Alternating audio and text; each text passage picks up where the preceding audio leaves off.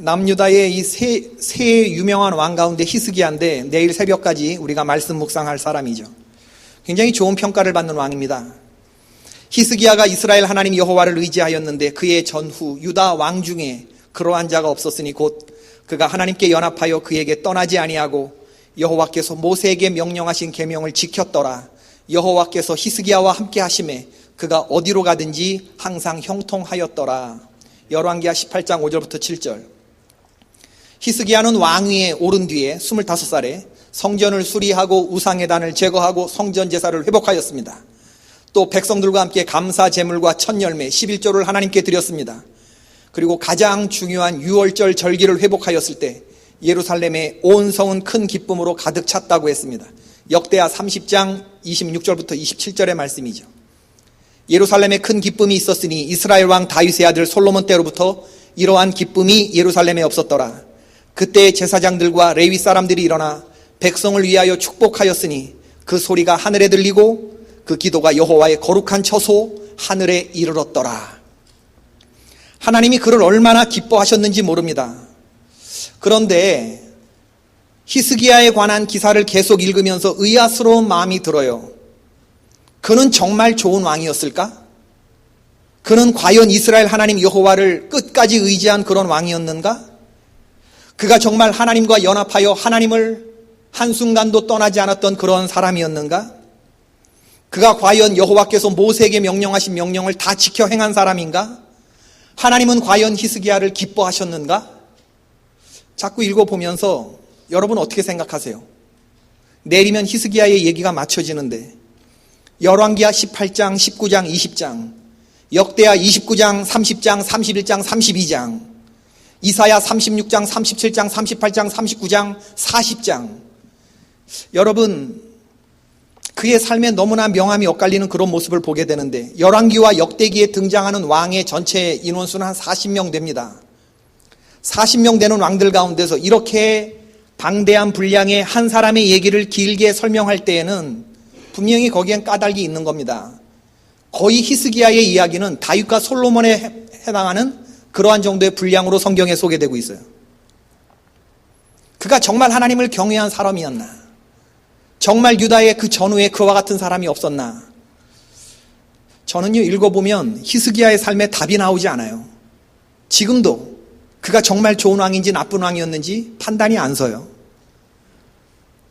지난주에 속회를 드리면서 히스기야가 좋은 왕이었는지 나쁜 왕이었는지를 물었는데 속회원들도 대답을 못하더라고요. 고개를 갸웃갸웃하면서. 히스기야와 관련해서는 이야기거리가 성경에 많습니다. 해발 800m 높이에 있는 천연 요새 예루살렘 성이 바깥에서 포위됐을 경우에는 안으로 물줄기가 끊어지기 때문에 히스기야가 지하 수로를 연결했죠. 밑으로 흐르는 기혼 샘물의 물을 성 안으로 흐르도록 높이 2m, 폭 80cm, 총 길이 570m에 달하는 이 지하 수로를 S자 형태로 파서 당시의 기술로서는 상상할 수 없는 이런 엄청난 최첨단의 토목공사를 벌여서 예루살렘이 포위가 돼도 안에 있는 사람들은 물을 공급받을 수 있게끔 지하 수로를 팠죠. 이러한 사실은 1880년 독일의 토목기사 콘라드가 발굴하면서 증명해낸 사실입니다. 또 히스기야는 죽을 병에 걸렸을 때 선지자에게 회복의 징조를 구하는데 해 그림자를 앞으로 10도 가게 할 수도 있고 뒤로 10도 물릴 수도 있는데 어느 쪽을 원하느냐고 이사야가 물었을 때 앞으로 나가는 것은 쉬운데 뒤로 물리는 것은 해가 동쪽에서 떠서 서쪽으로 지는데 서쪽으로 더 빨리 가게 하는 것은 쉬운데 왔던 길을 다시 되돌아가서 10도 돌리는 것은 쉬운 일이 아니라고 생각했어요. 그래서 10도 뒤로 물려달라고 했습니다. 하나님은 히스기야의 기도에 응답하셨어요. 해 그림자가 10계단 뒤로 동쪽으로 후퇴했죠. 자연 법칙을 초월한 초기적이었기 때문에 히스기야가 하나님의 말씀을 확신할 수 있는 그런 근거가 되었겠다, 그런 생각을 해봅니다. 총론에 의하면 히스기야는 여호와를 의지한 사람이었고 하나님의 말씀에 계명을 순종한 사람이었고 그는 지하 수로를 팠던 사람이고 하나님은 그에게 초자연적인 역사로 함께했는데 강론에 들어가면 그가 그렇게 믿음이 완전한 사람이 아니었다는 것이 드러나요. 두 가지 이유인데 하나는 아수르의 침공에 대응하는 히스기야의 나약한 모습을 보면 그렇습니다. 유다의 46개 성읍을 점령하면서 폭풍처럼 쳐들어온 대적이 있었어요. 아수르 왕이 그렇게 히스기야를 침입했을 때에 히스기야는 하나님을 의지하지 않았고 속으로는 애굽을 의지하였습니다. 아수르와의 전쟁을 피해보려고 은 300달란트와 근 30달란트를 내어주면서 용서를 구했던 사람입니다. 그는 이 돈을 마련하기 위해서 왕궁의 보물창고를 탈탈 털은 건 물론이고 성전 전문에 입혔던 그 금까지 다 벗겨서 갖다 바쳤던 사람이에요. 하나님을 의지하는 왕이었나요? 급할 때 성전에 금까지 벗겨서 갖다 주는 사람이 정말 여호와의 모세의 계명을 지키는 사람이었을까요? 그렇게 하고서도 아수르 왕 사네립은 18만 5천 명의 대군을 거느리고 2차로 다시 유다를 침공하였습니다. 아수르 왕은 랍사게라고 하는 대변인을 통해서 유다 사람들이 알아들을 수 있는 유다 방언으로 위협하였습니다. 네가 저 애굽의 상한 갈대 지팡이를 의지하고 있다는 것을 나는 알고 있다.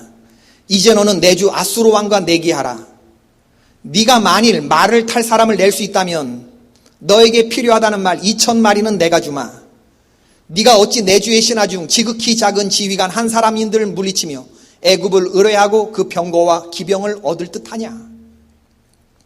이미 사네립 왕은 유다의 정치적이고 종교적인 상황을 전부 다 파악하고 있을 뿐만 아니라 군사적인 현황에 대해서도 거의 정확하게 파악하고 있습니다.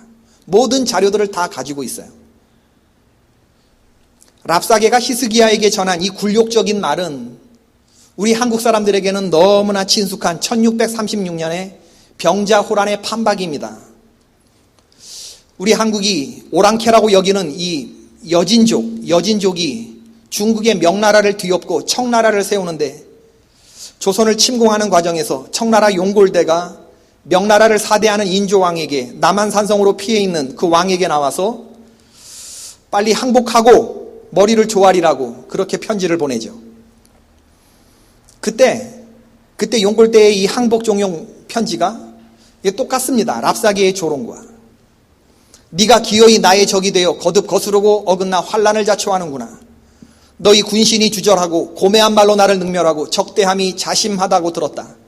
하여 내가 군사를 이끌고 너의 담 밑에 당도하였는데 네가 돌구멍 속으로 들어가 문을 닫아고 싸우려 하지 않는 까닭이 무엇이냐. 내가 몸뚱이는 다 밖으로 내놓고 머리만을 굴속으로 처박은 형국으로 천하를 외면하고 삶을 훔치려 하나 그런다고 내가 너를 놓아줄 듯 싶으냐. 너는 명나라를 의지하고 아비로 섬겨 나의 화포 앞에서도 너의 아비 명황제에게 보이는 춤을 추더구나. 그러나 네가 지금 거꾸로 매달린 위난을 당하였는데 너희 아비가 너의 춤을 어여삐 여기지 않는 까닭이 무엇이냐. 너는 스스로 죽기를 원하는가. 그렇다면 지금처럼 돌구멍 속에 처박혀 있어라. 싸우기를 원하는가. 그렇다면 내가 너의 돌담을 타넘고 들어가 하늘이 내리는 승부를 알려줄 것이다. 너는 내가 군사를 돌이켜 빈손으로 들어가기를 원하는가.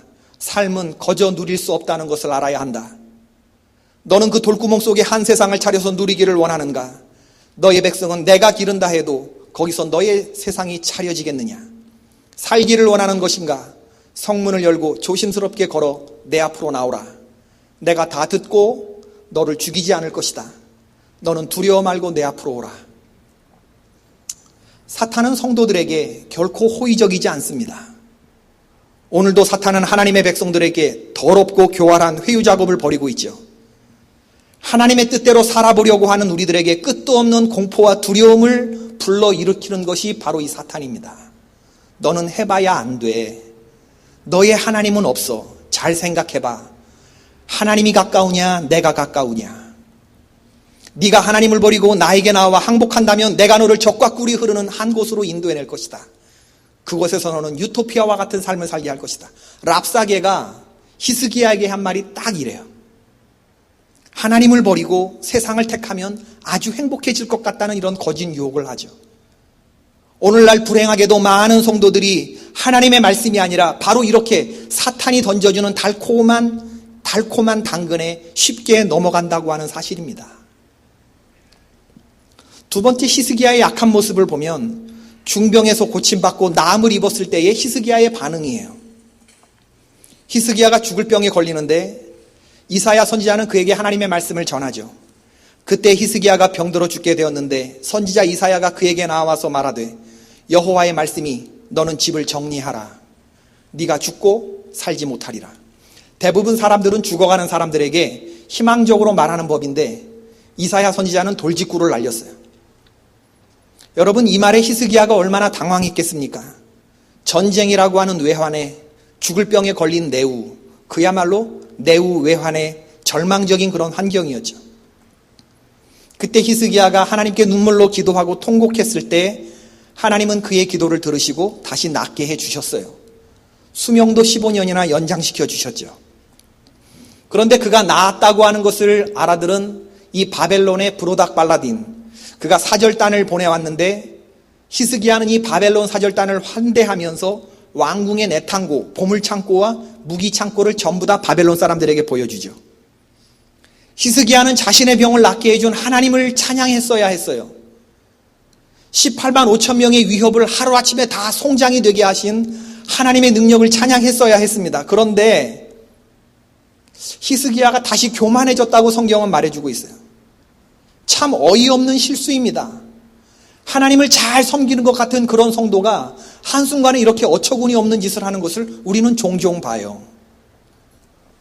히스기야가 보여주었던 바로 그 내탕고와 무기창고는 훗날 바벨론의 침략 욕구를 불태워서 유다 침공의 핵심 정보를 제공하는 그런 실수를 범하고 만 거죠. 믿음이라고 하는 건 선줄로 생각했을 때 넘어질까 조심하는 것인데 히스기야는 바로 이런 것에 실패하고 있습니다. 여러분, 히스기야는 오늘날 우리들의 삶의 모습을 투영해요.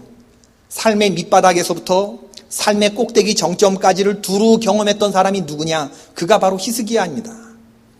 하나님으로부터 넘치는 복도 받았고 하나님으로부터 아주 극한 저주까지 받았던 사람이 그게 히스기야예요. 히스기야는 복을 받는 데는 성공했는지 모르지만 그 복을 관리하는 데는 실패했던 사람입니다. 히스기야의 삶에 드리워진 어두운 명암, 밝고 어두움은 모두 그가 하나님에게 기도를 드렸느냐 드리지 못했느냐, 기도를 망각했느냐 기도를 기억했느냐에 따라서 그의 명암이 엇갈리는 것을 볼 수가 있습니다. 히스기야는 기도의 사람이었죠. 아수르의 침입 앞에서 여호와의 전에 올라가 옷을 찢고 굵은 베옷으로 갈아입고 가슴을 치며 회개하며 기도했다고 성경은 말하고 있어요. 하나님은 그런 히스기야의 모습을 보시고 그의 간구를 들으시고 하루아침에 18만 5천 명의 도저히 물리칠 것 같지 않았던 그 대군을 송장이 되게 하셨습니다. 중병에 걸렸을 때에도 얼굴을 벽으로 향하고 여호와께 기도하면서 면벽 기도를 드렸던 사람이죠. 여러분, 여호와의 성전에서 벽만 보고 기도한다는 것은 그건 내가 다른 것을 쳐다보지 않고 하나님만을 쳐다보겠다고 하는 그런 의지의 표현입니다. 그 기도의 결과 하나님이 너는 집을 정리하라, 네가 죽고 살지 못하리라 하시는 말씀을 하나님이 철회하셔요. 그러고 나서 하나님이 고치실 때는 어떻게 고치시냐? 네가 일어나 3일 만에 여호와의 성전에 올라가리라. 아니, 지금 거동도 못하는 히스기야가 3일 만에 여호와의 성전에 올라가는 그러한 치유를 얻게 될 것이다. 인간에게는 문제 상황이지만 하나님에게까지 문제 상황은 아닌 겁니다. 근데 문제는 문제를 해결 안 받고 난 이후에 히스기야의 이 반응, 기도를 잊어버리는 사람이 되고 말았어요. 그래서 우리는 히스기야를 읽으면서 많은 것을 생각하게 해요. 나는 과연 지금껏 살아온 세월 동안 어떻게 하고 살았는가? 나는 하나님의 은혜를 잊지 않고 믿음으로 말하고 믿음으로 행동하는 사람이었는가? 나는 세상의 것들을 사랑하지 않고 세상의 것들을 자랑하지 않고 예수만을 말하고 예수만을 자랑하고 예수만을 사랑하면서 예수님의 삶을 산 사람이라고 말할 수 있는가?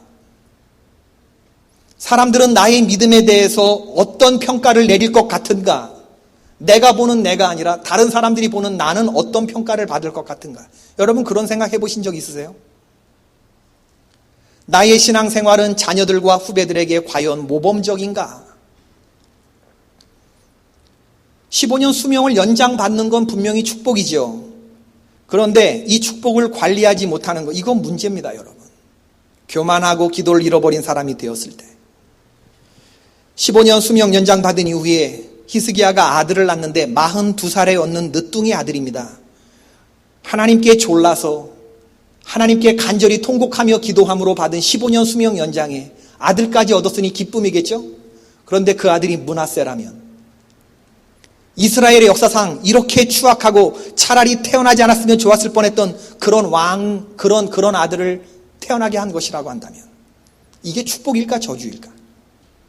민족을 파멸로 이끌고 하나님이 하지 말라는 일만 골라가면서 했던 아들 므낫세, 예루살렘 전역을 피해 수청으로 물들였고 성전 안에다가 아세라 목상을 세우고 왕으로 즉위한 지 얼마 되지 않아 자신의 악행을 지적하는 선지자 이사야를 톱으로 켜서 죽이는 이러한 일을 자행했던 아들. 여러분, 지킬 자신이 없는 복은 처음부터 구하지 않는 것이 낫습니다. 두 눈 가지고 범죄할 것 같으면 차라리 한 눈 가지고 살라는 것이 성경의 가르침입니다. 하나님 없는 성공보다 하나님 계신 실패가 차라리 안전한 줄로 믿습니다. 히스기야의 삶에서 우리가 배울 것은, 그의 삶에서 어두움을 다 제거하고 나면 남는 건 뭐냐 하면 기도의 삶밖에 남지 않아요. 여러분, 기도할 때가 안전할 때입니다. 기도할 때는 하나님을 의지할 때고, 기도할 때는 우리 자신을 부정할 때이죠. 우리가 기도를 잊는다는 것은 하나님을 잊는다는 것입니다. 하나님을 주인으로 섬기는 사람들은 기도하는 사람들입니다. 우리가 속기 쉬운 건 뭐냐면, 절박하게 기도한다고 해서 하나님을 전심으로 사랑하는 거 아닙니다. 흔히 지푸라기라도 잡는 심정으로 기도하는 것이 잘하는 기도라고 생각하지만 그거 아니에요. 왜냐하면 하나님은 지푸라기가 아니시며, 지푸라기라도 잡는 심정은 기도자가 견지할 태도가 되어서는 안 되기 때문입니다. 들어주시면 좋고 안 들어주셔도 상관없는 그런 태도가 아니라, 이것저것 다 의지해 보다가 맨 마지막에 하다 안 돼서 지푸라기라도 잡는 심정으로 기도하는 것은, 이건 foxhole prayer, 굴에 빠졌을 때 드리는 여우홀 기도, 이건 어린아이의 기도입니다, 여러분. 그런데 우리는 착각해요. 지푸라기라도 잡는 간절하고 절박한 심정으로 기도하면 이게 최고의 기도인 줄로 알고, No! 하나님을 전심으로 찾고 하나님께 기도하는 이 대적의 침입 앞에서 여호와의 성전에 올라가서, 죽을 병에 걸렸을 때 여호와의 성전에 올라가서 면벽 기도하는 바로 그런 모습. 바로 이렇게 기도할 때에 하나님께서 그 기도자의 모습을 보시고, 그 간절한 모습을 보시고 불쌍히 여겨주시는 것이거든요. 여러분, 우리는 기도할 때 우리의 주변에 있는 위험하고 정말 어려운 환경을 가지고 이 문제에 골똘해서 기도하지만, 하나님은 우리의 환경을 보지 않으세요. 우리가 당한 어려움에 설득당하시는 분이 아니라고. 하나님은 누구를 보시냐면 그런 문제 가운데 있는 기도자를 보십니다. 우리에게나 문제지 하나님에게 우리가 당한 그런 상황이 문제가 되겠습니까? 내가 아무리 지푸라기라도 잡는 심정으로 나의 어려운 환경을 고한다고 해서 하나님이 그거에 설득당하는 거 아니에요. 그거에 설득당해서 히스기야의 기도를 들어주신 것도 아닙니다. 히스기야의 그 기도의 태도를 보시고 하나님이 불쌍히 여기셔서 그의 환경을 만져주신 것뿐이죠. 이거 잊어버리면 여러분, 다시 옛날로 돌아가게 되는 거고, 우리는 다시 히스기야와 같은 사람이 되고 마는 거죠. 하나님이 불쌍히 여겨주시면 문제는 끝나는 건데, 우리는 이 기도자의 모습을 보여드리는 것에 너무나 많이 실패해요. 저는 진실로 우리 선한 성도들이 여호와 전에 나와서 넓고 편한 길을 달라고 떼쓰는 기도가 아니라, 좁고 협착한 길이라도 하나님이 원하시는 십자가의 길을 가게 해달라고, 그 믿음을 달라고 기도할 수 있는 성도들 되기를 축원합니다. 우리는 오늘 그리고 내일 살아가면서 우리가 걷는 이 길의 편안함을 보아서는 안 됩니다. 우리는 길을 보아서는 안 되고 이 길의 끝을 보아야 합니다. 그 길의 끝이 추락이라면 비행기 1등석을 타고 한들 그게 안락한 좌석이 무슨 축복이 되겠습니까? 그럴 것 같으면 안전히 나를 목적지까지 내려줄 3등석이 더 편안한 자리가 아니었을까? 아수르는 어떻게 피해봤는데 교만하여서 다 보여주고 그리고 바벨론을 다시 불러들였다면 이건 파멸 아닙니까? 파멸. 히스기야는 기도를 잊어버려 이 은혜를 간직하지 못했어요. 마귀가 결코 세일하지 않는 품목, 교만하였기 때문에 받은 은혜를 다시 원점으로 되돌리고 말았죠. 끝까지 겸손하고 끝까지 하나님 앞에 기도를 잊지 않는 사람이었으면 얼마나 그가 좋았을까. 문제 해결 안 받고 교만하지 않고 그가 감사하는 사람이었다면 얼마나 좋았을까. 그가 하나님이 내려주신 복을 사명으로 인식할 수 있는 사람의 삶을 살았으면 얼마나 좋았을까. 히스기야가 끝내 완수하지 못한 믿음의 길, 우리 선한샘의 성도들이 완수하기를 주의 이름으로 축원합니다. 히스기야의 믿음이 널뛰듯 뛰니까 하나님의 동행하심도 널뛰듯 하신 겁니다. 기도 아니면 서지 못할 존재로 지음받은 것이 바로 여러분과 저입니다. 우리 인간이 그래요. 하나님은 우리가 언제 제일 강하게 만들었느냐? 우리가 하나님 앞에 무릎 꿇을 때, 그때 인간은 가장 강한 존재로 우리가 그렇게 프로그래밍 되어 있는 존재이죠. 세상의 어떤 피조물들보다도 하나님은 우리의 코에 생기를 불어넣어 주셨어요.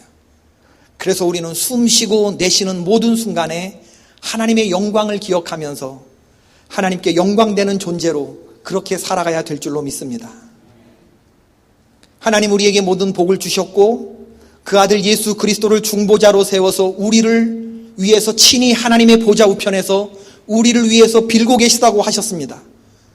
그리고 성령님은 우리가 마땅히 빌 바를 알지 못할 때 말할 수 없는 탄식으로 성도의 기도를 돕는 분이 바로 성령님이라고 성경은 말하고 있어요.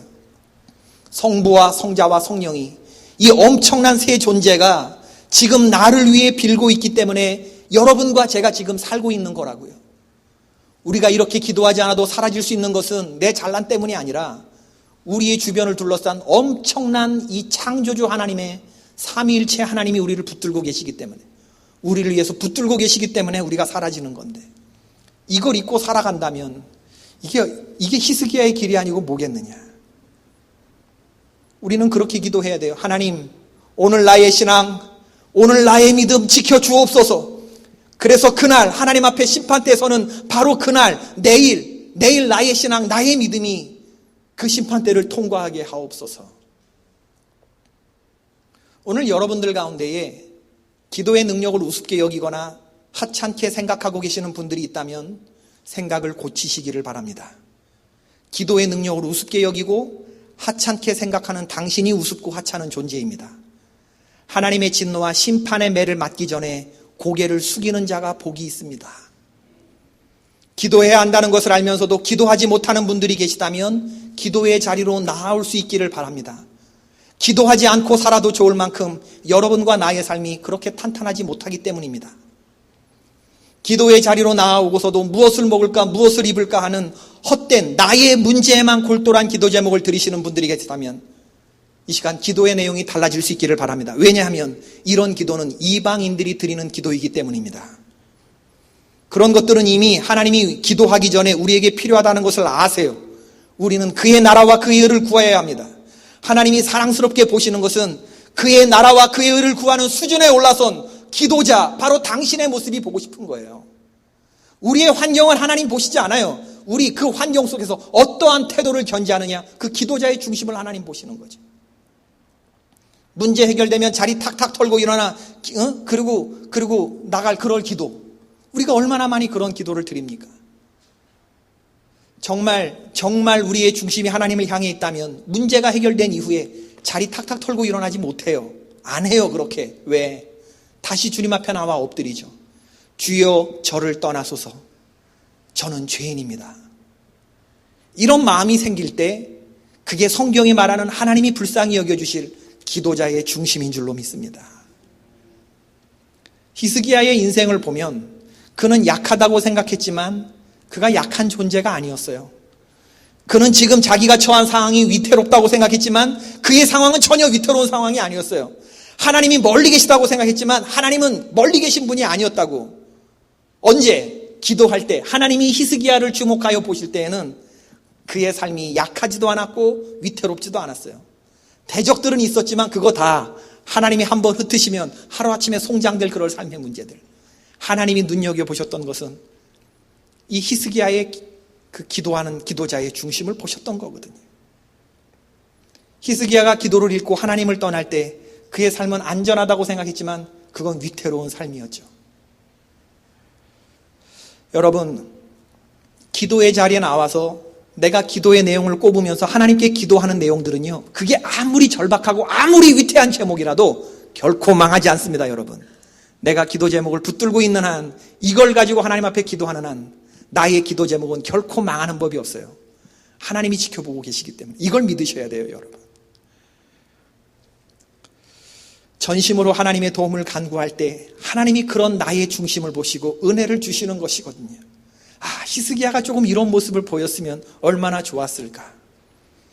구약의 3대 성군으로 꼽히는 히스기야가 이런 삶을 살았는데, 이런 삶을 살고도 하나님은 유다 전후에 이런 왕이 없다고 넘치는 하나님, 엄청나니 히스기야가 들으면 창피할 그런 인생에 큰 칭찬을 내려주셨는데, 하물며 히스기야의 삶의 모습을 보고 좀 더 바르게 살려고 하는 우리의 노력을 보시면 하나님이 여러분을 얼마나 후대해 주시겠습니까? 오늘 말씀을 준비하면서 제가 찬양곡을 들었는데 너무나 은혜되는 거예요. 은혜 아니면 나 서지 못하네. 그래서 최근 한 이틀 동안에 유튜브 로마 연합교회에 이 찬양을 들으면서 오늘 아침에도 이 찬양이 너무 은혜가 돼서 눈물이 나는데, 어둠 속 헤매이던 내 영혼 갈 길 몰라 방황할 때에, 우리 성가대가 언젠가 이거 한번 한 것 같은데, 주의 십자가 영광의 그 빛이 나를 향해 비추어 주셨네. 주홍빛보다 더 붉은 내 죄 그리스도의 피로 씻기어 완전한 사랑 주님의 은혜로 새 생명 죽게 얻었네. 은혜 아니면 나 서지 못하네. 십자가의 그 사랑, 능력 아니면 나 서지 못하네. 나의 노력과 의지가 아닌 오직 주님의 뜻 안에서 의로운 자라 내게 말씀하셨네. 완전하신 그 은혜로 은혜 아니면 나서지 못하네. 은혜 아니면 나서지 못하네.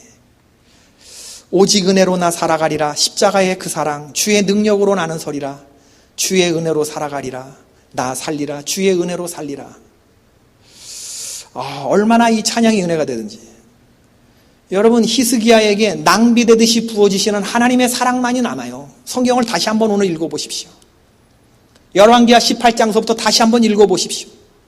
널뛰듯 뛰는 히스기야의 삶은 답이 나오지 않지만 그의 삶 인생 전체에서 신실하게 히스기야와 함께 하시는 그 속없는 하나님의 사랑, 엄청난 낭비의 사랑을 보여주고 계시는 그 하나님의 사랑, 그 하나님이 그 사랑을, 그 은혜를 오늘 여러분과 저에게도 부어주시는 줄로 믿습니다. 자기 아들을 십자가에 못 박으시고 내가 너를 끝까지 책임지겠다고 말씀하시는 그 사랑이, 이 은혜가 지금 우리에게 낭비되듯이 부어지고 있다고요. 얼마나 눈물이 나면서 감사하시든지. 기도 아니면 우리 서지 못합니다.